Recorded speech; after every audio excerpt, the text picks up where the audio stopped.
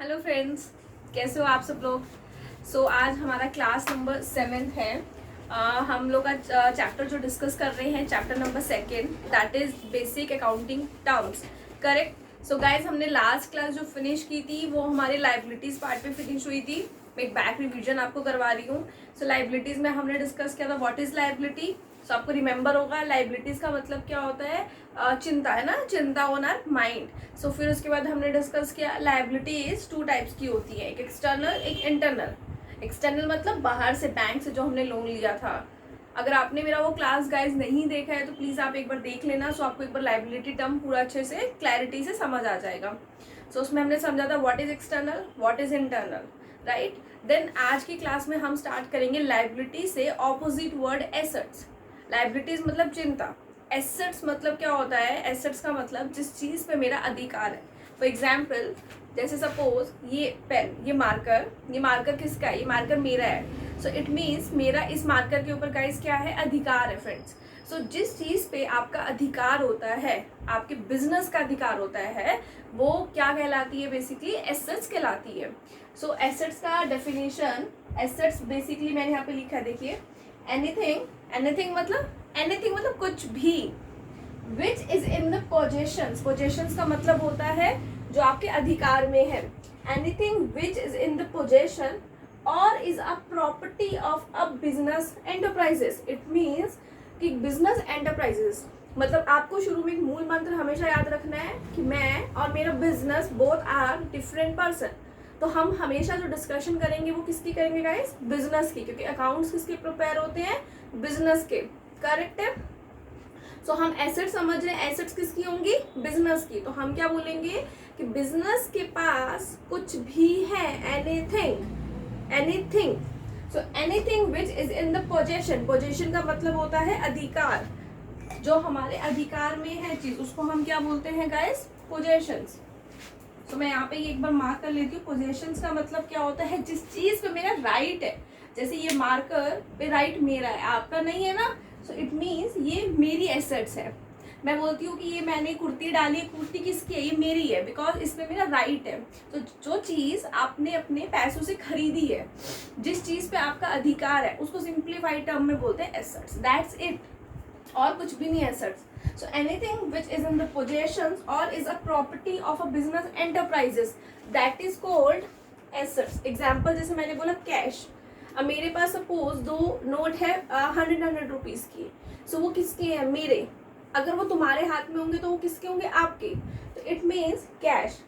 Stock, मेरे business के अंदर गारमेंट्स की शॉप में बहुत सारा कपड़ा डाला हुआ है, ठीक है, तो वो किसकी एसेट है, मेरे बिजनेस की।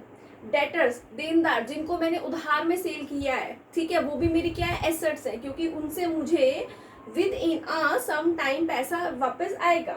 नेक्स्ट मैंने लिखा प्लांट एंड मशीनरी। देन लिखा मैंने फर्नीचर, जैसे मेरी गारमेंट्स की शॉप के अंदर मैंने फर्नीचर डाला हुआ है, कुर्सी डाली हुई है, ऊपर फैन होता है, फैन लगवाया हुआ है। करेक्ट। और भी बहुत सारी ऐसी चीज़ें होती हैं जो हमें अपने बिजनेस को रन करने के लिए ज़रूरत होती है। सिमिलरली प्लांट एंड मशीनरी, बहुत लोग क्या करते हैं ना, देखो बिजनेस भी बहुत सारे तरीके के होते हैं। ट्रेडिंग होता है, ट्रेडिंग इट मीन्स खरीदते हैं और हम उसको सेल कर देते हैं, है ना। एक होता है मैन्युफैक्चरिंग बिजनेस। मैन्युफैक्चरिंग मतलब जिसमें आप क्या करते हैं, इटसेल्फ पहले आप बनाओगे प्रोडक्ट को, फिर आप उसे मार्केट में सेल करोगे। एग्जाम्पल्स मैंने एसेट्स की एक्सप्लेन की। एसेट्स आपको सिंप्लीफाइड टर्म में अगर समझना है, जो चीज़ मेरे अधिकार में है वो मेरी एसेट है, मेरी मतलब मेरे बिजनेस की। एसेट्स हमारा क्लियर हो, व्हाट इज एसेट। अब आगे क्वेश्चन उठता है कि मैम आपने ये क्या लिखा है, current asset. The second thing is non current assets. तो what is current, what is non current. तो ये बिल्कुल सेम वैसा जैसे हमने लाइबिलिटी में समझा था, long term, short term.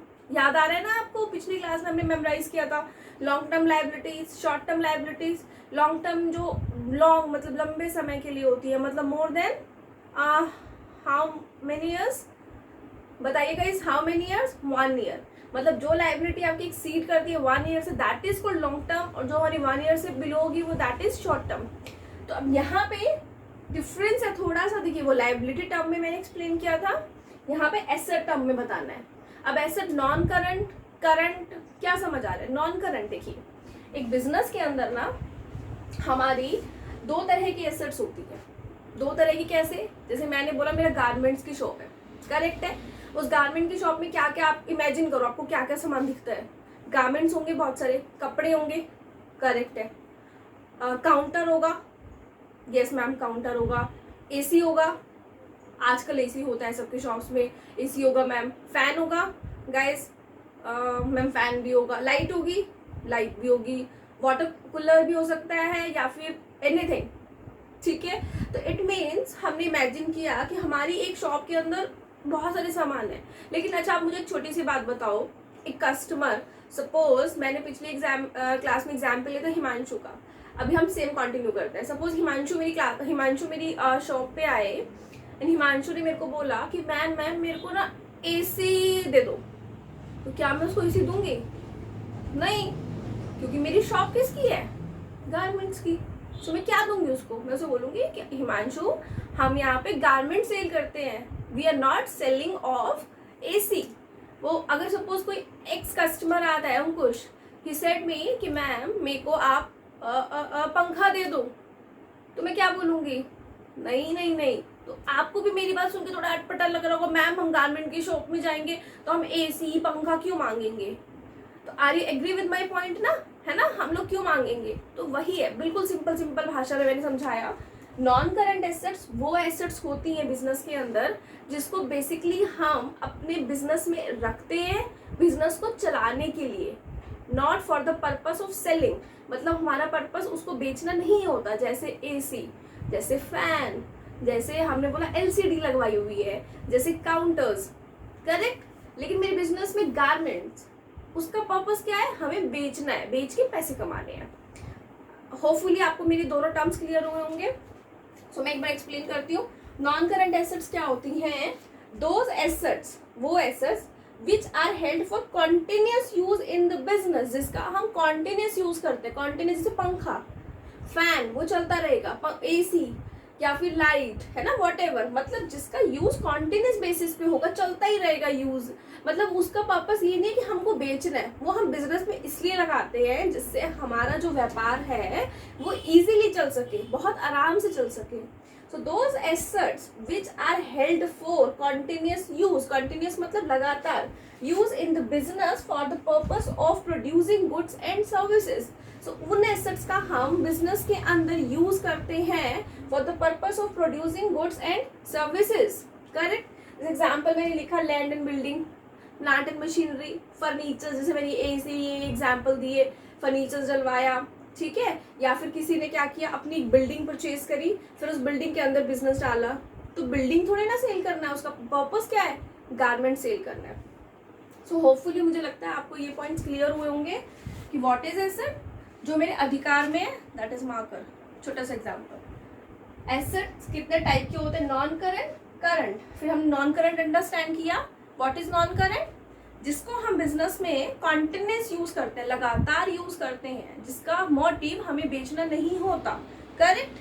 Then second point is current asset. Current asset वो जो बिजनेस के अंदर हम लोग रखते हैं, क्या पर्पस होता है? उसको सेल करना, मतलब those assets which are meant for sale, जैसे गारमेंट्स, और want to convert into cash within a 1 year. It means, देखिए हम अपना स्टॉक क्यों लाते हैं बिजनेस में? सेल करने के लिए।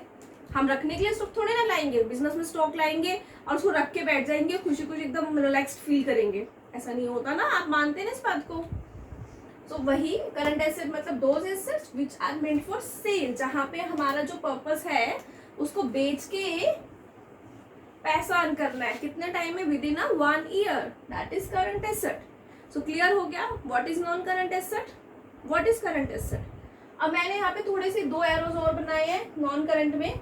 What is tangible asset, what is non tangible assets, what is tangible assets in second is what is non tangible assets.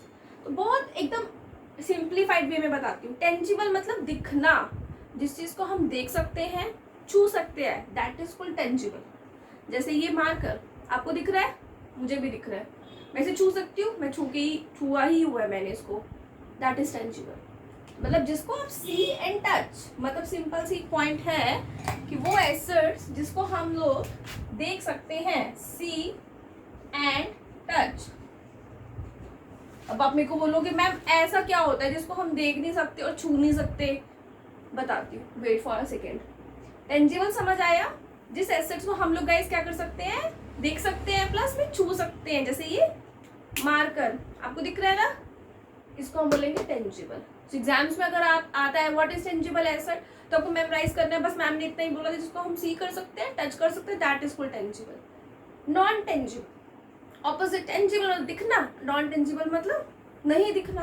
आपको भी ये लगता है, मुझे भी ये लगता है, मतलब दोज एसेट्स, वो assets which we have not able to seen and touch, मतलब यहाँ पे सिंपल सिंपल लिखती हूँ, जिसको हम देख नहीं सकते, not able to see and touch, जिसको हम देख नहीं सकते और छू भी नहीं सकते। एग्जाम्पल हम बोले गुडविल, गुडविल, अब आप बोलेंगे व्हाट इज गुडविल। सपोज जैसे हम बोलते हैं कि रिलायंस, टाटास, या फिर हम बात करें फोन्स में सैमसंग या फिर अदर कंपनीज। देखिए बहुत सारी चीज़ें ऐसी होती है ना, गुडविल की वजह से सेल आउट होती है। हम बोलते हैं कि सैमसंग के मोबाइल बहुत अच्छे हैं, एग्जाम्पल ले रही हूँ जस्ट, ओप्पो के मोबाइल बहुत अच्छे हैं, एमआई का मोबाइल, तो मतलब ड्यू टू गुडविल उसकी मार्केट में इतनी रेप्यूटेशन है जिसकी वजह से उसके प्रोडक्ट्स क्या हो रहे हैं, बहुत ज़्यादा सेल हो रहे हैं। सो बहुत सारी एसेट्स ऐसी होती हैं जो हमें दिखती नहीं है, लेकिन बिजनेस में वो बहुत इंपॉर्टेंट रोल निभाती है। सो इसको बहुत अच्छे से नेक्स्ट क्लासेस में इलेबोरेट करके बताऊंगी आपको कि गुडविल, पेटेंट, कॉपीराइट, ट्रेडमार्क, बहुत सारे ऐसे टर्म्स हैं which are covered under non tangible assets, जिसको हम देख नहीं सकते और ना छू सकते। गुडविल, अब मैं बोलूँ गुडविल, रिलायंस की गुडविल, अब रिलायंस की गुडविल, अब मैं कहीं छू सकती हूँ उसको? नहीं, बट रिलायंस की गुडविल बहुत है मार्केट में, करेक्ट है ना बात? सो सिंपल से में मैंने आज एक्सप्लेन किया व्हाट इज एसेट, जिसका मेरे पास पोजेशंस है, अधिकार है। देन एसेट्स टू टाइप्स के होते हैं, non current, current. Non current मतलब जिसे हम बिजनेस में बेचने के लिए नहीं रखते, करंट मतलब जिसको हम बिजनेस में बेचने के लिए रखते हैं, करेक्ट। फिर नॉन करंट में आगे दो ऐसे पार्ट्स बोले, टेंजिबल, इनटेंजिबल। टेंजिबल मतलब see and touch, see and touch.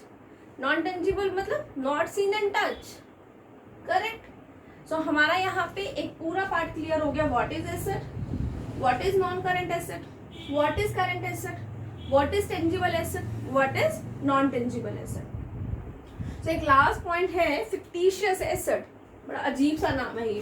So guys hopefully आपने ये सब नोट कर लिया होगा। सो मैं नेक्स्ट एक बार आपको फिक्टिशियस एसेट भी एक्सप्लेन कर देती हूँ साइमल्टेनियसली। इन केस अगर आपने नोट नहीं किया तो आप क्लास पोज करके एक बार इसको नोट कर लेना। मैं आगे नेक्स्ट स्टार्ट करती हूँ फिक्टिशियस एसेट का concept.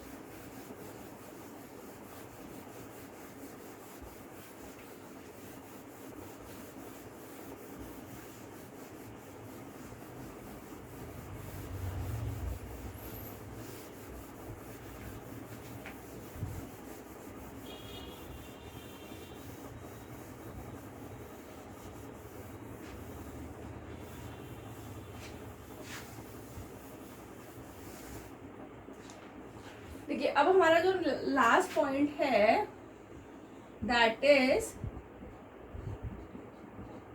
Fictitious asset, fictitious asset. So अभी मैं आपको एक बार थोड़ा स्मॉल इंट्रोडक्शन दे देती हूँ, what is fictitious asset. Fictitious मतलब होता है, देखिए एसेट्स आपने समझा जो जिसपे मेरा अधिकार है, लेकिन फिक्टिशियस मतलब एक्चुअली में वो एसेट नहीं है, बट हम फिर भी उसे एसेट्स की कैटेगरी में रखते हैं। सो अभी आपको ये फिक्टिशियस एसेट उतना क्लैरिटी से समझ नहीं आएगा जब मैं पूरा ये टर्म्स चैप्टर एक्सप्लेन कर दूंगी, then next to next chapters explain करूंगी, जब मैं आपको पूरा assets liabilities in T shaped account में बनाना सिखाऊंगी। At that point of time आपको ये समझ आएगा व्हाट इज फिक्टिशियस एसेट। जैसे मैंने आपको कल एक्सप्लेन किया था टी, किसी भी चीज का अकाउंट जो हम प्रिपेयर करते हैं, करेक्ट है ना। फिर मैंने बताया था हिमांशु की सारी ट्रांजैक्शन गाइस हम लोग यही नोट करेंगे, this is debit, this is credit. Memorise हो रहा है ना आपको थोड़ा थोड़ा कि हिमांशु की सारी ट्रांजैक्शंस हम यहीं पे नोट करेंगे, या यहाँ या यहाँ पे, यहाँ पे। सो अब fictitious which is not actually in assets, जो एक्चुअली में एसेट्स नहीं होती बट फिर भी हम उसे एसेट बोलते हैं। फिक्टिशियस का मतलब ये होता है जो एक्चुअली में एसेट नहीं है। जैसे एग्जाम्पल इसको लिख लो, which is which is an actually not as an asset, not as an asset, जिसको एक्चुअली में हम एसेट नहीं कहते. एग्जाम्पल अभी के लिए आप लिख सकते हैं debit balance of profit and loss.